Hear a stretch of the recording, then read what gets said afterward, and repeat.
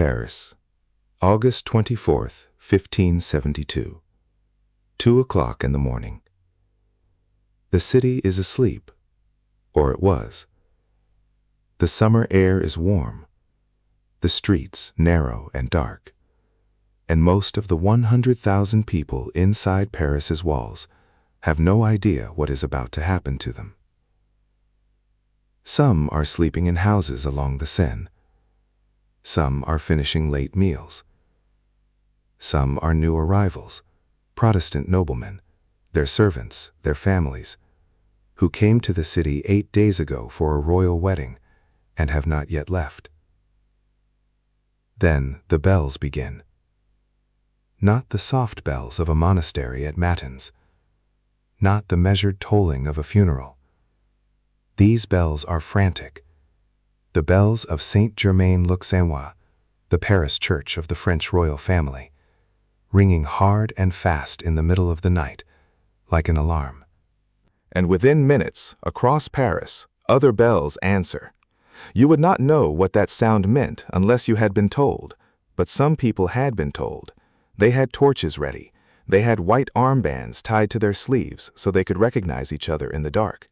They had lists of names and addresses, and they were already moving through the streets. Before the sun rose over Paris on the feast day of Saint Bartholomew the Apostle, somewhere between 2,000 and 3,000 Protestants would be dead, dragged from their beds, thrown from windows, cut down in alleyways and courtyards. Their bodies would be dumped in the Seine, and for weeks afterward, people downstream would pull corpses from the river. Before the month was over, the killing would spread to 12 other French cities. Historians estimate the total death toll across France at somewhere between 10,000 and 30,000 people in 6 weeks. And when the news reached Rome, when couriers rode south through the Alps with word of what had happened in Paris, Pope Gregory XIII did not weep. He did not order prayers for the dead. He did not demand an inquiry. He ordered the cannon of Castel Sant'Angelo to be fired in salute. He ordered the bells of Rome to ring. He ordered a special Te Deum, "We praise you, God," to be sung in the churches of Rome in thanksgiving. He called it a great victory. Somewhere inside the Vatican today, there are paintings of that night, painted on the orders of that same Pope. Hanging in one of the most important ceremonial halls in the Vatican Palace. They have never been taken down. We will come back to them. But first, you need to understand how Europe arrived at a night like this, because this did not begin with bells. It began 30 years earlier in a small French town with a decision that set a country on fire. This is not a story about Catholic versus Protestant. This is not a story about France. This is not even, at its core, a story about religion. This is a story about what happens when an institution that claims to speak for God decides that God is on the side of the sword, and what that decision costs, not just in lives, but in the soul of the Church itself. Stay with me. To understand August 24th, 1572, you have to go back 10 years, because the St. Bartholomew's Day massacre did not erupt from nowhere. It was the boiling point of a decade of war that had already cost France more blood than most countries see in a generation. France in the 1560s was not one country in any meaningful sense. It was 2 countries sharing a border, a language, and a king, and hating each other with the particular intensity that only comes when neighbors disagree about God. On one side, French Catholics, loyal to Rome, loyal to the old rituals, the Latin Mass, the saints, the hierarchy that had organized French life for 1,000 years. On the other side, the Huguenots. French Protestants who had embraced the Reformed theology of John Calvin, a Frenchman himself working from Geneva. By 1572, roughly 10 to 15% of France's population was Huguenot. That sounds small, but they were not evenly distributed. They were concentrated among the nobility, among merchants, among lawyers and craftsmen and soldiers. They were not a fringe, they were a faction, and factions, when they feel threatened, do not go quietly. The first massacre had happened in 1562, not in Paris, in a small town called Vassy, in the Champagne region. A nobleman named Francis, Duke of Guise, rode through town on a Sunday morning and found Huguenots holding a worship service in a barn. He ordered his men to disperse them. The Huguenots resisted. His men opened fire. Somewhere between 30 and 80 people died in a barn in Vassy on a Sunday morning, and the First War of Religion began within weeks. By 1572, France had been through 8 distinct outbreaks of religious civil war. Cities had changed hands, cathedrals had been ransacked, Protestant noblemen had fought Catholic armies. Catholic mobs had mutilated Protestant bodies in the streets of Lyon and Toulouse and Rouen, sometimes literally tearing them apart, in acts so grotesque that contemporary chroniclers struggled to write them down. Protestant armies had responded in kind. Here's what most people miss about the French wars of religion. The violence was not only political, it was liturgical. Catholics who murdered Protestants genuinely believed they were doing God a service, that they were purging pollution from the body of Christ. Protestants who burned Catholic churches believed they were destroying idols. Both sides were absolutely certain that God was watching and approving. That certainty is what made it so savage, and that certainty is what made peace so fragile. By 1572, a peace treaty, the Peace of Saint-Germain, had been in place for 2 years. It was uneasy, it was fragile, neither side trusted it, but it existed. And into that fragile peace, someone decided to hold a royal wedding.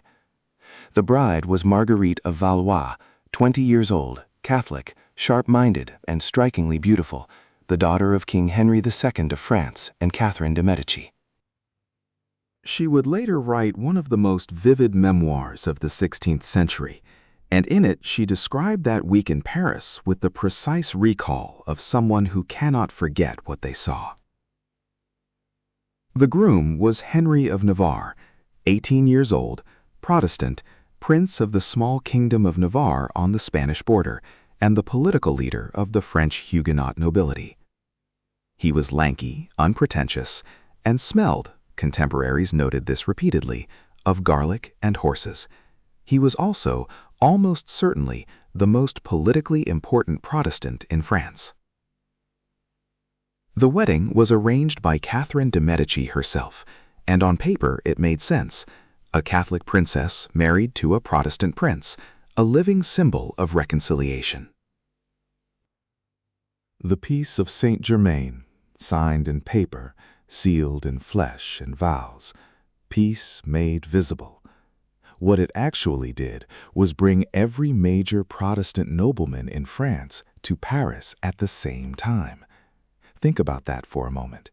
The Huguenot leadership, the admirals, the generals, the counts and dukes, who had been fighting Catholic armies for a decade, left their fortified cities and their armed escorts and traveled to the Catholic capital for a wedding. They came in good faith. They brought their families. They booked rooms in the crowded neighborhoods around the Louvre. They attended banquets and tournaments. They relaxed. Admiral Gaspard de Coligny arrived in Paris several days before the wedding.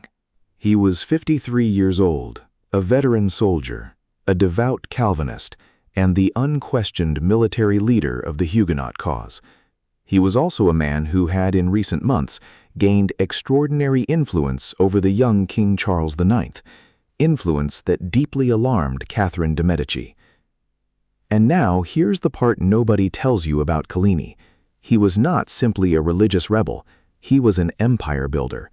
In 1572, he was pushing Charles IX toward a military intervention in the Spanish Netherlands, a war against Philip II of Spain, that would have united French Catholics and Protestants behind a common enemy and sidelined Catherine's influence entirely. He was, in Catherine's calculation, an existential threat, not to the faith, to her power. And now he was in Paris, surrounded by his people, meeting daily with the king. Coligny arrived in Paris on August 9, 1572. The wedding was August 18th. On August 22nd, 4 days after the wedding, 2 days before the massacre, a musket was fired from an upper window on the Rue des Fossés Saint-Germain-l'Auxerrois. The shot missed. It took off 2 of Coligny's fingers and wounded his right arm. He kept walking. He leaned down to examine his own blood on the cobblestones, and he kept walking. But the shot had been fired, and now every Protestant nobleman in Paris knew it, and they were furious, and they were armed. Catherine de' Medici had a problem. She may or may not have ordered the assassination attempt. Historians still argue about this. What is not disputed is what happened next. That night, August 22nd, Catherine went to her son, the king. Charles IX was 21 years old, sickly, volatile, and terrified of his mother. In that meeting, Catherine laid out the situation with the cold precision of a chess player who sees 3 moves ahead. The Huguenots believe they know who fired the shot, she told him.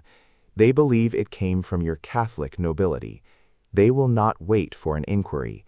They will strike first. And when they do, this peace, this fragile, blood-soaked peace, will shatter, unless you act first. Act first. Against whom? Against the Huguenot leadership, the admirals, the generals, the men who could actually organize a military response. Coligny first, then the others. A targeted operation. Not a massacre, just the leadership, surgically, quickly, before they could react. Charles IX reportedly paced the room. He wept. He refused. He relented.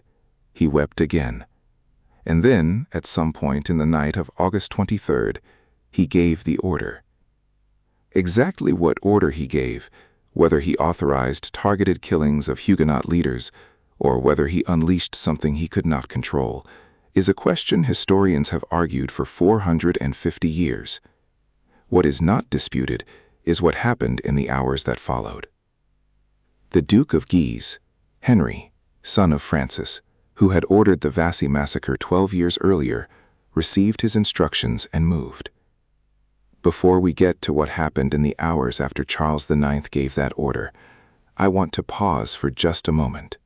If you are finding this valuable, if this is the kind of history you wish someone had taught you in school, go ahead and subscribe. Hit the bell, because we cover stories like this one regularly, the moments where the history of the Church collides with the history of the world, and neither comes out looking simple. You will not want to miss what is coming, because what comes next is the part that changes everything, not just for Paris, not just for France, but for Rome, for the papacy, for every person who has ever asked whether an institution can claim to speak for God and act in direct contradiction to everything God said. The Duke of Guise is moving through the streets. The bells are about to ring. Stay with me. The house where Admiral Coligny was staying stood on the Rue des Fossés Saint-Germain-l'Auxerrois, not far from the Louvre. It was a modest building for a man of his rank. He had come to Paris in peace, not in armor. His personal guard was small. His doors were not fortified. He was a guest in a city that had, 4 days earlier, hosted his prince's wedding. At approximately 2 o'clock in the morning on August 24th, the bells of the church at the end of his street began to ring. His servants heard them first. Some of them understood immediately what the sound meant and fled through the back of the house. Others ran to wake the admiral. Coligny was already awake. He had been warned, vaguely, imprecisely, that something might happen. He had sent word to the king. He had been told he was protected. He was not protected. The Duke of Guise arrived at the house with a company of royal guards and his own men. They broke through the door. Coligny's personal physician and several Protestant noblemen who had been sleeping in the house tried to hold the staircase. They were cut down. Coligny heard them die below him. A soldier named Besme, a German mercenary in Guise's service, burst into the admiral's room. He found an old man in his nightclothes, standing upright, not running. Coligny looked at Besme and said, according to multiple contemporary accounts, something close to this: "Young man, you should respect my age and my infirmity, but you will not shorten my life by much." Besme ran him through with a sword. Then he and the others threw Coligny's body from the window. The Duke of Guise was waiting in the courtyard below. He nudged the body with his boot, looked at the face, and said, again according to witnesses, "It is him." Then he wiped his boot on the body and walked away. Within minutes, Coligny's head had been cut from his body. Within hours, it would be on its way to Rome, a gift, apparently, for the Pope. Now the city came apart. What Catherine and Charles had authorized, whatever precise order had been given, was a targeted operation. Kill the Huguenot leadership, Coligny, and perhaps a dozen other senior Protestant commanders. Contain it. Cauterize the wound before the Huguenots could organize a military response. What actually happened was not contained. And it was not surgical. The white armbanded Catholic men moving through the streets of Paris in the early hours of August 24th were not a trained special unit executing a list. They were neighbors. They were tradesmen.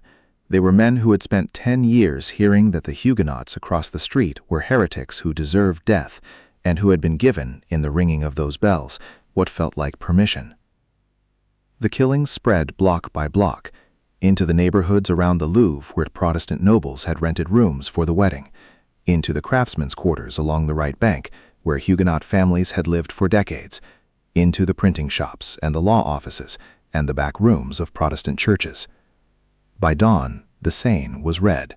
Marguerite de Valois, the Catholic princess who had just married the Protestant Henry of Navarre, wrote about that night in her memoirs with the controlled shock of someone who has spent years trying to process what she witnessed.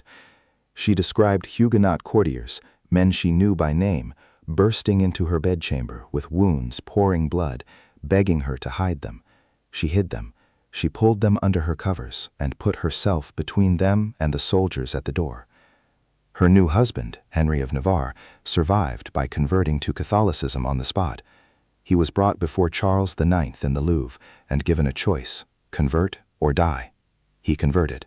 It is worth noting that he converted back to Protestantism the moment he was safely out of Paris, and later, as King Henry IV, issued the Edict of Nantes, which granted religious toleration to the Huguenots, in part, historians believe, because of what he had seen that week.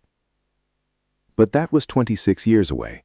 On the morning of August 24, 1572, Henry of Navarre was a Protestant prince in a Catholic palace, watching the city burn from a window, and he had no power at all. The killing in Paris lasted 4 days, 4 days of systematic murder in the streets of one of Europe's great capital cities, in broad daylight, with the tacit authorization of the Crown. When it finally slowed, not because anyone stopped it, but because the immediate targets were exhausted, the violence had already traveled. Riders and rumors carried word to the provinces. In Lyon, in Rouen, in Toulouse, in Bordeaux, in Orleans, in city after city, Catholic mobs rose and killed their Protestant neighbors. The pattern was the same. The local authorities either participated, stood aside, or were simply overwhelmed.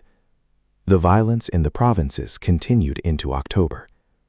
Pay attention to this, because it matters for what comes next. The people doing the killing were not soldiers following orders in the heat of war. They were civilians. They were people who knew the names and faces of their victims. They were people who had, in many cases, lived alongside these families for years, and they believed, genuinely, devoutly believed, that God approved.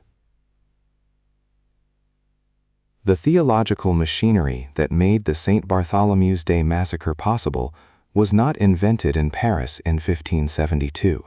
It had been constructed over decades, in sermons, in papal pronouncements, in the slow accumulation of language that called Protestants not merely wrong, but pollution, not merely mistaken, but agents of the devil, not merely heretics to be corrected, but a disease to be cut out.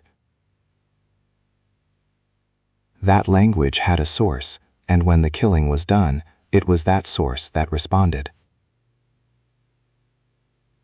The news reached Rome in early September. Travel from Paris to Rome in the 16th century took roughly 2 weeks on horseback, faster if the rider changed horses at every post station and did not sleep. Someone made sure this rider did not sleep. The dispatches that arrived in Rome in the first days of September 1572 carried the full account. Admiral Coligny dead, the Huguenot leadership destroyed, thousands of Protestant civilians killed across Paris, the killing spreading to the provinces. Pope Gregory XIII was 70 years old. He was a trained canon lawyer, a former papal legate, a man of considerable intelligence and administrative capability. He had been pope for less than a year. He was not, by the standards of Renaissance papacy, an unusually cruel man. He had no particular reputation for bloodlust.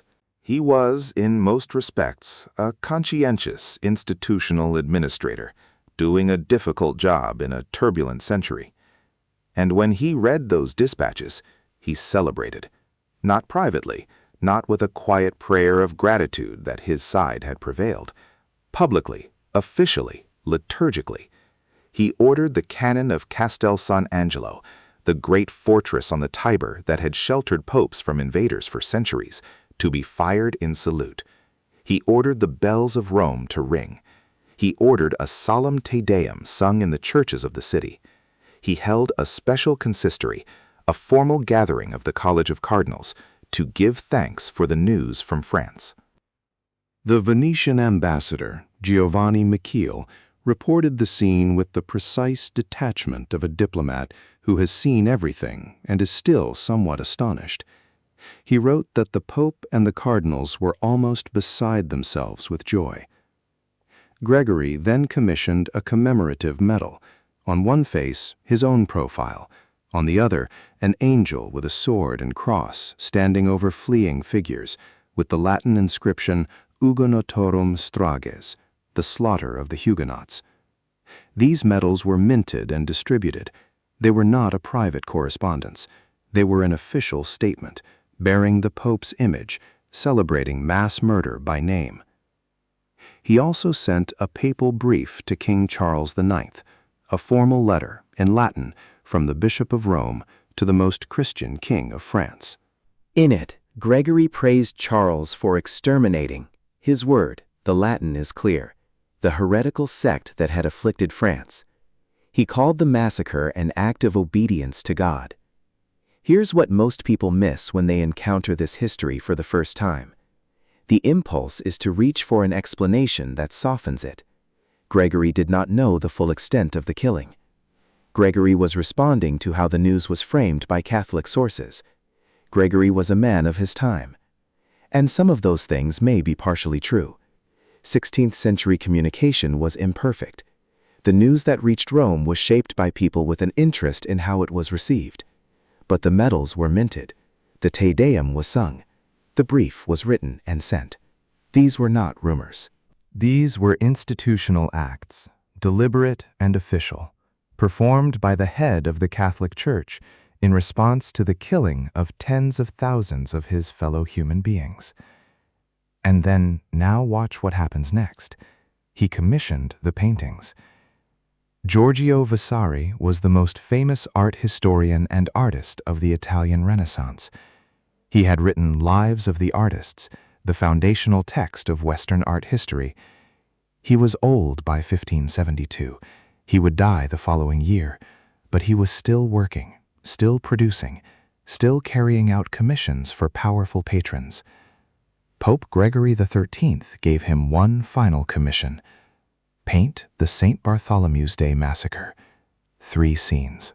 For the Sala Regia, the Royal Hall of the Vatican Palace, one of the most important ceremonial spaces in all of Christendom, the room where popes received kings and emperors, the room where the most solemn official business of the papacy was conducted.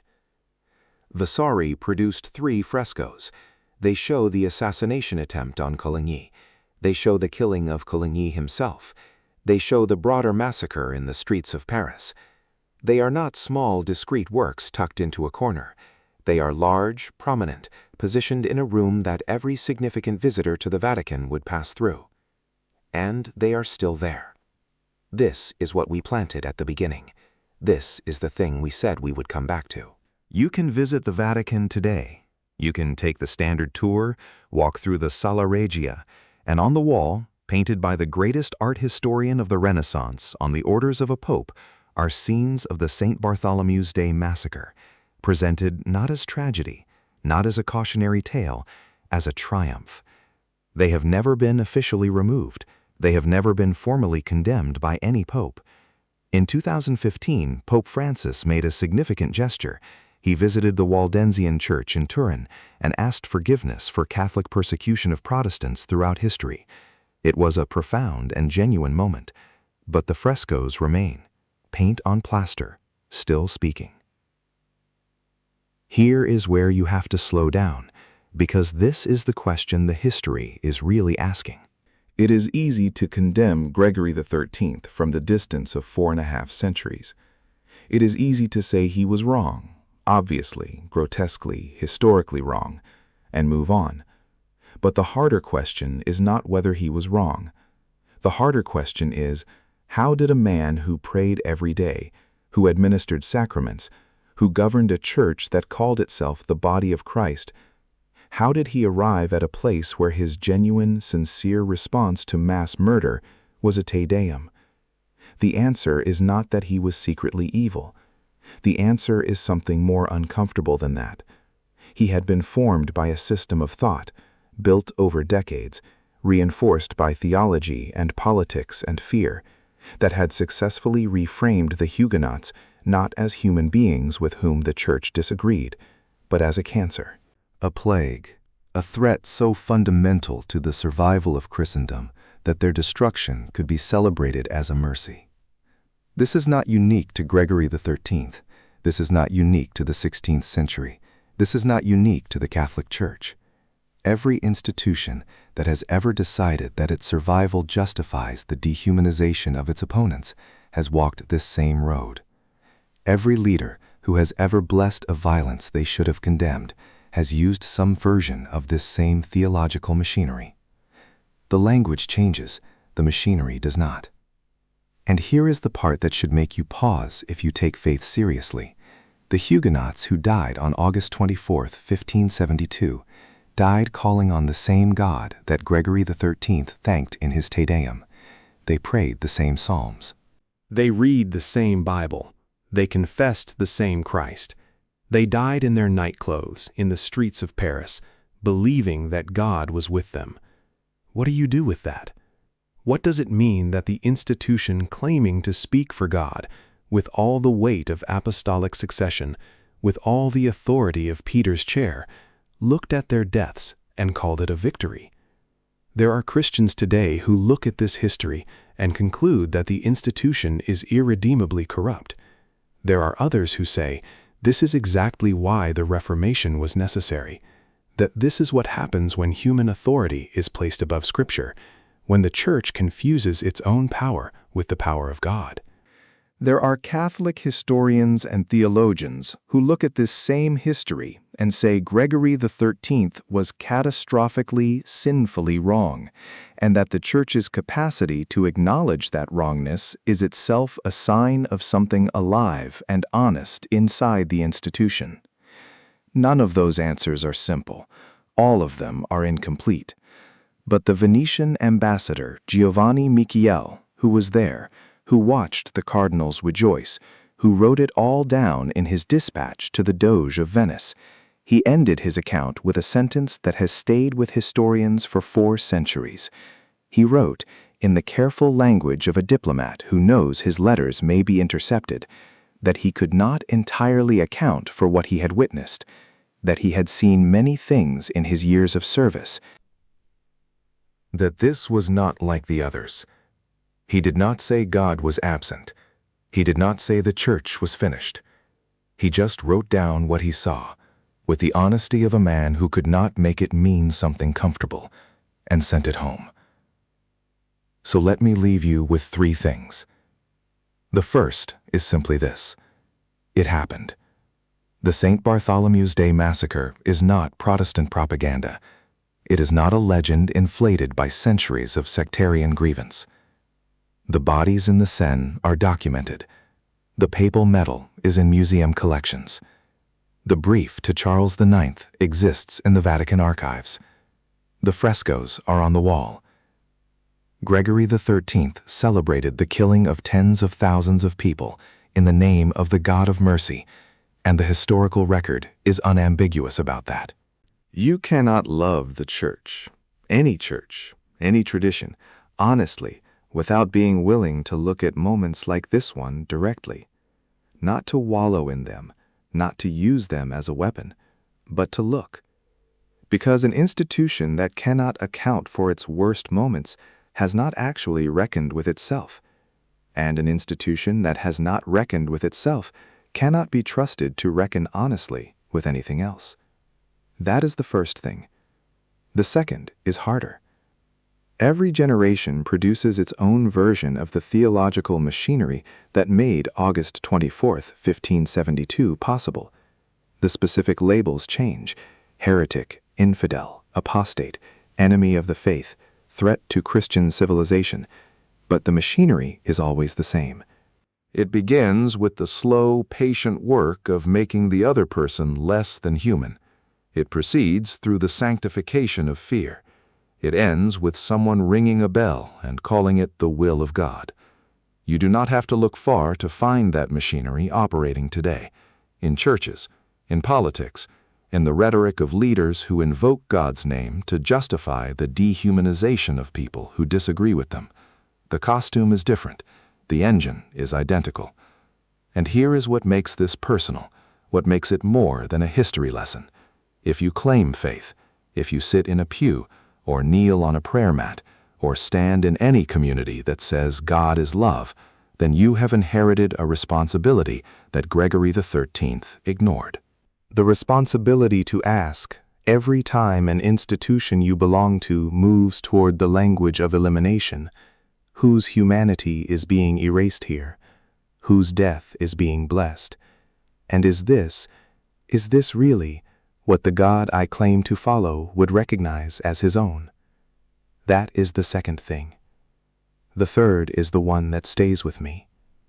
On the night of August 24th, 1572, a man named Gaspard de Coligny stood in his nightclothes in a rented room in Paris and heard soldiers killing his people on the staircase below him. He was 53 years old. He had spent his adult life fighting for the right of French Protestants to worship the God he believed in. He had negotiated treaties and survived assassinations and watched friends die on battlefields across France. And in the last moments of his life, he did not run, he did not beg. He stood up straight, looked at the man who had come to kill him, and said, "You will not shorten my life by much." He was not a perfect man. No person in this story was. He had blood on his hands, too. He had fought wars, authorized military actions that cost Catholic lives. History does not give us clean heroes. But in that room, in that moment, Gaspard de Coligny died with a dignity that the institution claiming to speak for God did not extend to him. And somewhere in the Sala Regia of the Vatican, his death is painted on the wall as a victory. What do you do with that distance between the man who died with dignity and the institution that painted his death as triumph? What does it mean for your faith, for your church, for your understanding of what it means to follow the God that both Gregory XIII and Gaspard de Coligny believed they were serving? I do not think the answer is to abandon faith. I do not think the answer is to conclude that the church is beyond redemption. But I do think the answer has to include this, that the test of any institution claiming divine authority is not what it says about God in its best moments. It is what it does with human lives in its worst ones. The bells of Paris rang on August 24th, 1572. They rang again in Rome a few weeks later, in Thanksgiving. They are still ringing. In every honest history book, in every theology class willing to ask uncomfortable questions. in every conversation between believers who love their tradition enough to tell the truth about it. The question is not whether you can hear them. The question is what you do when you do. Before you go, I want to ask you something directly, and I want you to answer in the comments. Not a simple question, a real one. Do you think an institution can fully recover from a moment like this, from celebrating a massacre? And if so, what does that recovery actually require? Not a statement, not an apology. What does it actually require? Tell me below. I read every comment on videos like this one, and I want to know where you land. If this video gave you something to think about, subscribe. Share it with someone who takes history seriously. And if you want to go deeper, the next video in this series looks at another moment when the Church had to choose between power and conscience, and chose power. That one is coming soon. The Huguenots who died in Paris in 1572 believed that the truth was worth dying for. The least we can do is honest enough to look at what killed them. Thank you for watching.